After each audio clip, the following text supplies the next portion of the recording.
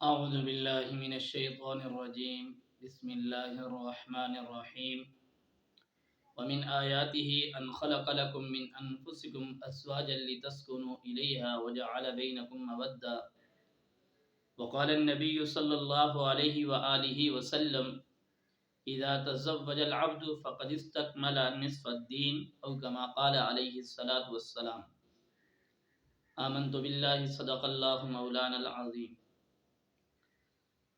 آج کی ویڈیو کے اندر اسلام کے اندر قرآن اور سنت کی روشنی میں نکاح جیسے ایک اہم رکن، اس کی اہمیت اور فرضیت کا بیان ہوگا کہ اللہ تبارک و تعالیٰ کی ذات کے ہاں اور جناب نبی کریم صلی اللہ علیہ وآلہ وسلم کے دین کے اندر نکاح کی کتنی بڑی اہمیت کو بیان کیا گیا ہے۔ قرآن کریم سے نکاح کی اہمیت کا اس چیز سے اندازہ لگائیں۔ قرآن کہتا ہے سبحان الذی خلق الازواج کلھا، کہ اللہ تبارک و تعالیٰ کی ذات وہ ذات ہے جس نے ہر چیز کو جوڑا جوڑا پیدا کیا ہے، یعنی جوڑا مرد کے لیے اللہ نے عورت کو پیدا کیا۔ اکیلا مرد ہے وہ کچھ بھی نہیں ہے، اکیلی عورت ہے وہ کچھ بھی نہیں ہے۔ جتنی بھی مخلوق اللہ نے پیدا کی ہے وہ جوڑا جوڑا پیدا ہوئی ہے، کوئی چیز بھی تنہا نہیں ہے۔ حضرت آدم علیہ نبینا علیہ السلام جنت کے اندر موجود ہیں، جنت کی نعمتیں ان کے پاس موجود ہیں، سب کچھ ہونے کے باوجود، جنت کی نعمتیں بھی ہونے کے باوجود وہ تنہائی اپنے آپ کو محسوس کر رہے تھے، تو اللہ تبارک و تعالیٰ نے ان کے لیے وہاں پر اماں حوا علیہ السلام کو پیدا کیا اور وہ ان کے لیے سکون کا ذریعہ بنی۔ یعنی جنت کی نعمتیں سب کچھ ہونے کے باوجود کس وقت انہوں نے اپنے آپ کو کہ تنہا ہیں، اس لیے اللہ نے ان کو سکون کے لیے عورت کو پیدا کیا، تاکہ مرد کا سکون عورت میں اور عورت کا سکون جو ہے وہ مرد کے اندر موجود ہے۔ اسلام کے اندر ازدواجی جو زندگی ہے اس کی بڑی اہمیت کو اللہ نے بیان کیا ہے۔ کوئی شخص یہ چاہے کہ میں اکیلا زندگی گزار لوں گا، میں تنہائی میں زندگی گزار لوں گا، میں علیحدگی میں زندگی گزار لوں گا، میں ساری زندگی عبادت کرتا رہوں گا، میں نماز روزے ذکر و اذکار کرتا رہوں گا، میں دنیا کے کام کاج کرتا رہوں گا، میں دنیا کی ان چیزوں سے بالکل علیحدہ رہوں گا۔ اللہ کے محبوب نے فرمایا لا رہبانیت فی الاسلام، اسلام میں مجرد اکیلے تنہائی نہیں ہے، اسلام اس چیز کی اجازت نہیں دیتا۔ 3 صحابی تھے جن کے متعلق آتا ہے کہ انہوں نے یہ قسمیں اٹھا لیں، یہ بات کہہ دی۔ ایک صحابی نے کہا میں رات بھر نماز پڑھوں گا، میں رات کو سوؤں گا نہیں۔ دوسرے نے کہا میں ساری زندگی روزے رکھوں گا، میں کبھی افطار نہیں کروں گا۔ تیسرے نے کہا میں ساری زندگی شادی نہیں کروں گا۔ اللہ کے نبی صلی اللہ علیہ وآلہ وسلم کو جب پتہ چلا تو آپ صلی اللہ علیہ وآلہ وسلم نے سخت ناگواری کا اظہار کیا، سخت ناگواری کا اظہار کیا۔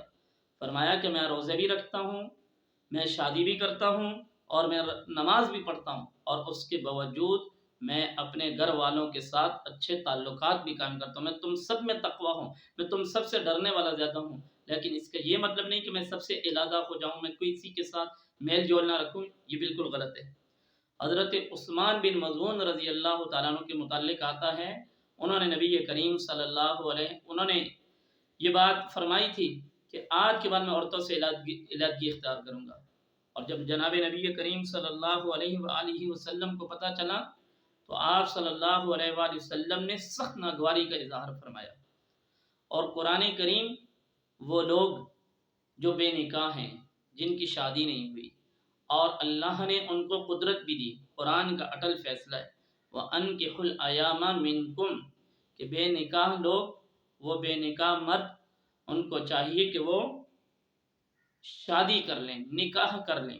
اور قرآن کا فرمان فَانكِحُوا مَا طَابَ لَكُم مِّنَ النِّسَاءِ مَثْنَىٰ وَثُلَاثَ وَرُبَاعَ، کہ تم نکاح کرو ان عورتوں سے جو تمہیں محبوب ہیں، 2 2 3 3 4 4، 2 3 4، اگر تمہاری اس چیز کی گنجائش نہیں تو فواحدۃ، تو تم ایک نکاح ضرور کر لو۔ نکاح کس چیز کا نام ہے؟ نکاح کس لیے کیا جاتا ہے؟ نکاح کی اہمیت کیا ہے؟ یاد رکھ لیں، اذا تزوج العبد فقد استکمل نصف الدین، جب انسان نکاح کر لیتا ہے، شادی کر لیتا ہے، تو اس کا آدھا دین مکمل ہو جاتا ہے۔ جب تک اس کا نکاح نہیں ہوتا اس کا دین مکمل نہیں ہوتا، اس کی جتنی عبادات ہوتی ہیں وہ آدھی آدھی ہوتی ہیں۔ جب وہ نکاح کر لیتا ہے اور اس کا دین جو ہے وہ مکمل ہو جاتا ہے، آدھا دین اس کے نکاح کے ساتھ، باقی اپنے اوپر عبادات، نماز، روزہ، ذکر و اذکار کرے گا، اس کا دین مکمل ہو جائے گا۔ انبیاء علیہ الصلوۃ والسلام کی سنتوں میں سے 4 چیزیں متواتر سنت تھیں، تمام انبیاء علیہ الصلوۃ والسلام کی۔ حیا داری، حیا والے تھے۔ نمبر 2 خوشبو کا استعمال، نمبر 3 مسواک، اور نمبر 4 نکاح۔ تمام انبیاء علیہ الصلوۃ والسلام کے اندر نکاح کا ہونا یہ ضروری تھا۔ یہ نبی کی شان ہے کہ وہ نکاح والا ہوتا ہے۔ اور حضور صلی اللہ علیہ وآلہ وسلم کی نظر میں غیر شادی شدہ آدمی، چاہے وہ مرد ہے یا عورت ہے، اس کو مسکین کہا گیا ہے۔ مرد ہے تو مسکین اور عورت ہے تو اس کو مسکینہ کہا گیا۔ حضرت علی المرتضیٰ رضی اللہ تعالیٰ عنہ فرماتے ہیں، مجھے نبی علیہ الصلوۃ والسلام نے 5 وصیتیں کی ہیں، جن میں سے ایک یہ تھا کہ جب تمہیں کوئی ایسا شخص مل جائے، ایسی عورت مل جائے یا ایسا مرد مل جائے جو نکاح کے قابل ہو، تو اس وقت اس کی شادی جو ہے وہ فوراً کر دو۔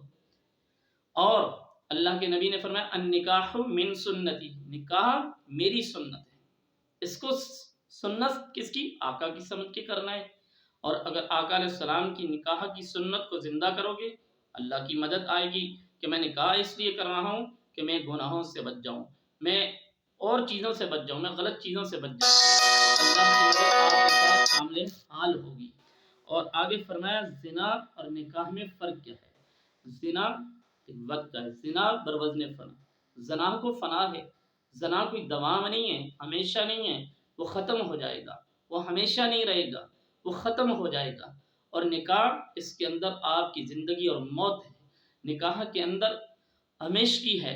زنا ایک وقت کا ہوگا، جب کر لوگے آپ کے جسم کو سکون تو وقتی آئے گا، لیکن ندامت ہوگی، پریشانی ہوگی، آپ کسی چیز کو بھی اچھا نہیں سمجھو گے۔ اور یاد رکھ لو، زنا اس کو فنا ہے، نکاح کے اندر برکات ہیں، نکاح کے اندر یہ انبیاء کی سنت ہے، اللہ کا حکم ہے، اللہ تبارک و تعالیٰ نے اس کے اندر برکات رکھی ہیں۔